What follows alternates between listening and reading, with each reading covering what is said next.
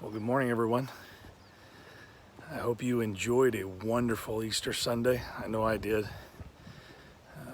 Today's study is in Mark chapter number 10, verses 17 through 27, and it's really about riches being a major stumbling block, a major obstacle for people actually trusting and living for the Lord.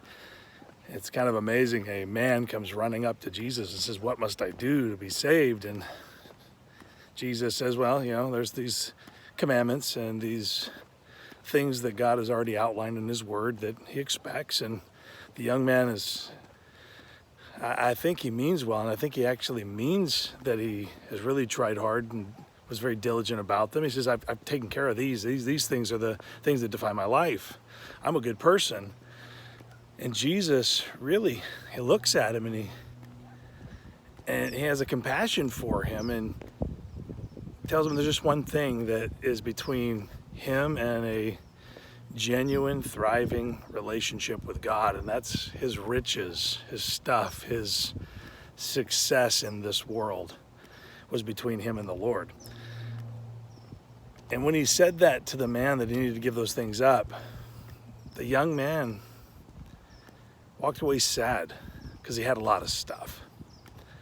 And it's been occurring to me that right now it's really easy to say that, oh yes, the Lord's going to be first, because all of the things that were first before are shut down.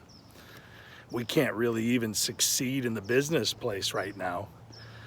We can't find all of our worth and joy in life in our hobbies, sports, or other things, because all that's shut down. And so it's really easy to say, absolutely, Lord, I'll give all that stuff up, because we have been forced to give it up already. But when all those things open back up again, I wonder how many of us will just go back to the way it was. God fits where he fits, but the other things are first. See, he used an interesting illustration.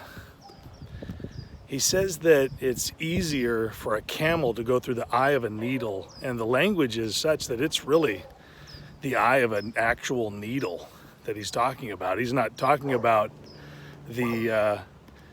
some figurative thing like a gate that would be possible. He's talking about an impossibility. And then the disciples ask this really good question, then who can be saved? And Jesus says, well, if you want to work your way in, it's impossible. Human effort will never get you there. But with God, all things are possible.